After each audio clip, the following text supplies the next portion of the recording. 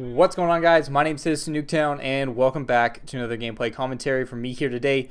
And what you guys are watching is a 19-1 in 7 rounds using the IA-2 marksman rifle. Not the greatest weapon, but it's a pretty good score. And unfortunately, I didn't die in 2 rounds. Not because I didn't go for the bomb or anything like that. I just ran out of time. I had to deal with some riot shield bullshit. So it was a really good win at the end.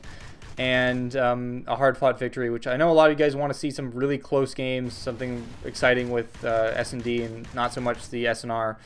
But I've just been enjoying SNR a little bit more than S&D because of the people that play it, not not so much the game type. But that's not important. What I want to talk to you guys about today is something that's going to be a little bit lengthy, something that you guys might want to watch the whole thing, and I'll send you to a couple of videos where people get pretty pissed off about some of the changes that have happened to YouTube regarding,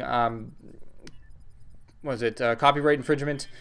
So I'm going to let you know how that affects you guys, how it affects me, a content creator, how it affects content creators in general, and how it affects all the people involved with making money, because YouTube is something that makes money for people. People make their living on it, and we generally don't want to fuck that up too much. But in Google's attempt to change it for the better, they're, in my opinion, kind of screwing the pooch, and they're gonna lose some value in their content that gets put on YouTube in general. So, excuse me. So basically, copyright infringement is something that nobody wants. If you make something and you sell it, you want to make as much money as you can. You don't want other people to say it's theirs and make money off of it, or sell it without your permission or use it without their permission. And this is kind of being a problem in YouTube for people pirating TV shows, people making posting key parts in video games and other parts of movies and trailers and stuff like that that take away from the bottom line of game developers, of film studios, from TV producers, whatever. It's not really helping those people out in the long run. From people just pirating a TV show and posting it on YouTube, that's not something that they want, and it involves YouTube getting in a lot of legal actions, which it doesn't want to do. So to kind of counter this, they are putting in more stringent copyright infringement laws. So essentially they're going to try to limit people from using third-party materials without the permission of the copyright owner. And this affects the gaming community and some other communities significantly, but I'm just going to talk about the gaming community because that's all I really know. So when I post a gameplay commentary like this, I am doing copyright infringement. I don't know what the fucking right verb for that is, but I'm infringing the copyright of Activision, Treyarch, Infinity Ward, Sledgehammer Games, those people. They own this game, and I haven't specifically talked to them about using it and making money off it, and I do run ads on these gameplays, and I do so because I have gone through a medium, a multi-channel network like Yoush, Machinima, Maker Studios, IGN, places like that have connections with the gaming companies and other kind of film and TV studios or music or whatever. They talk to them. They get permission for me to use this, and overall, me making these videos makes them money because I talk about the game. I get you guys interested in the game. I get you guys interested in playing it and playing it more, buying DLC, making them money. And essentially, the whole gaming community helps sell more games. I'll give you an example of that one that relates to me. One game that I never thought I would ever have any sort of interest in buying are sports games, and one of my friends, Hurricane Esco, or Josh, he's doing a NBA 2K14 campaign playthrough. I don't know exactly what to call it, but it seems extremely fun, and I thought sports games would be really boring and I wouldn't want to play them. And now, because I've seen it, I kind of want to buy it. I want to spend the $60 or whatever it costs to get that game, just to go through it, because it seems like a lot of fun, and I feel like I'd have a lot of fun playing it and get my money's worth out of it. So basically, he's selling a game for them, and he's made them $60 or however much they get from the cut from GameStop or whatever. They're making more money. Josh is making money. Everyone's making money, and I'm getting more fun out of my life, and I'm enjoying myself. So that's kind of the end goal that everyone wants. And with this new copyright infringement policy, they're doing things to kind of hurt this, just so people don't get sued.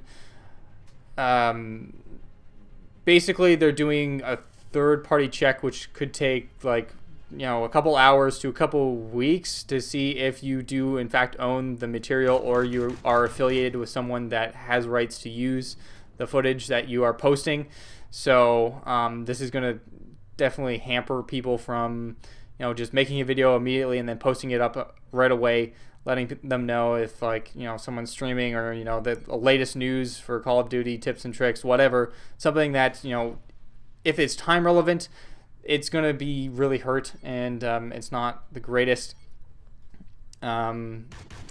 Also, this new system is looking through looking through all the old videos to see if they have infringed in the past on different videos, to see if you've used third-party music, if you use clips from a TV show or a movie or something like that, something that you might not own, and it is either giving you third-party claims where the person gets all the money that you've made from that video, or you get a copyright strike, or both. So this has really hurt a lot of people's channels that are more the larger YouTubers, the ones that make their money and living doing this, and essentially cutting their income significantly. I don't know how much it is for each person, depending on how much kind of stuff they use that is third-party content. And under the Fair Use Act, they can use specific amounts of certain gameplay footage for certain reasons, like parody or review or something like that. That's under fair use, and this is kind of being ignoring that. So right now the system's kind of fucked, and people they can't make their living anymore doing what they love to do if they're YouTube creators. And what this is going to do is a lot of people that have been in the YouTube game, the ones that you love watching their videos, like one person that came to mind and that I saw was extremely affected by this was, I think it was Average Joe Review. He's a guy who does game reviews and a bunch of other stuff on YouTube regarding top 10 games or interviews with game developers. And because he has to include footage from the games itself, a lot of these are getting kind of copyright. They've been flagged as third-party content, and he loses money off of it.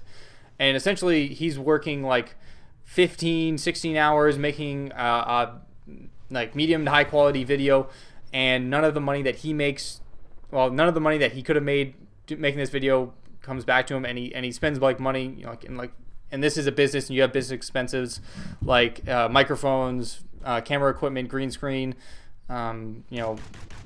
people to help you with your projects, extras, stuff like that, and those all have costs. And essentially, if you can't make any money from it, people are going to stop doing it.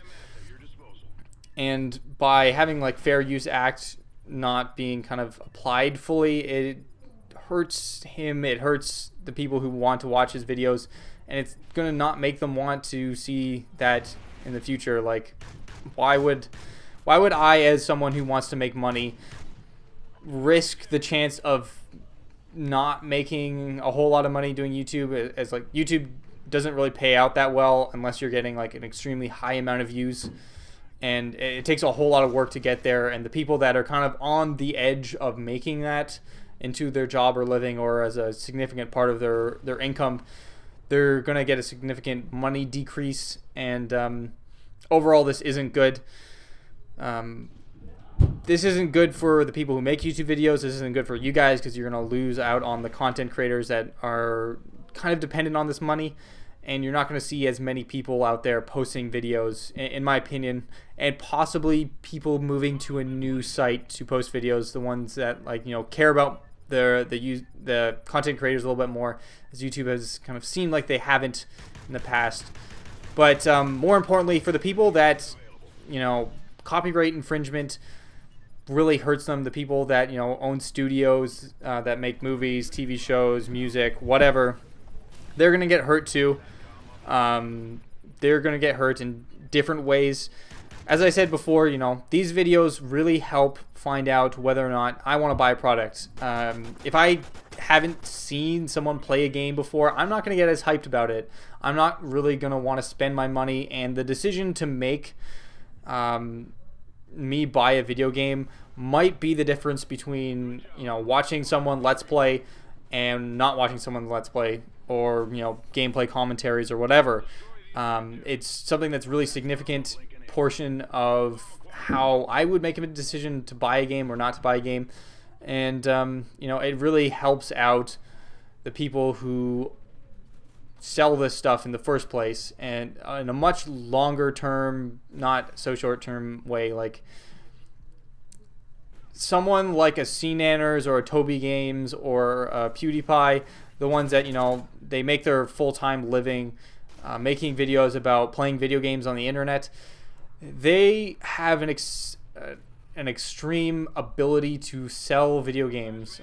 One example of this is like Minecraft. That game was pretty much built off of people making YouTube videos, Let's Plays about it, and, you know, just playing it. Like originally it was like the concept of a few programmers, and now they can have like a huge amount of staff and, you know, upgrade significantly. And that success is a large part to YouTube, because essentially they're just an independent developer, and they've made it big because of the awareness of YouTube. And other games like this have taken similar paths and, you know, being successful for this reason. Like pretty much if you were a game developer and PewDiePie makes a video doing a Let's Play on his channel, essentially you've sold, I don't know, I'm gonna guess like another 1,000 to 2,000 copies of your game overnight, probably more depending on what exactly it is. Like an Amnesia probably was built in part to PewDiePie's Let's Play of it, or I don't know, what's another one? One commentator that I used to follow, Northern Lion, a Canadian guy. I bought Binding of Isaac, a cheap indie game, because of it, and I've spent so many hours playing it, and I'm planning on buying all the next DLC and the new one when it comes out, because of finding out about games like this from him. And it just makes the video game market go around when we're kind of in a desperate time where the cost of making video games is becoming more and more expensive, with having to make graphically better and better games with more and more things in them, when we have the same or less money. And you know, just studios have to compete with each other to provide the best game possible. But that's it for the commentary. I hope you guys do enjoy and understand. This took a lot of time thinking about all this stuff and putting it all together, but that's it for the gameplay. My name's Citizen Nuketown, and I'm signing out. Peace, guys.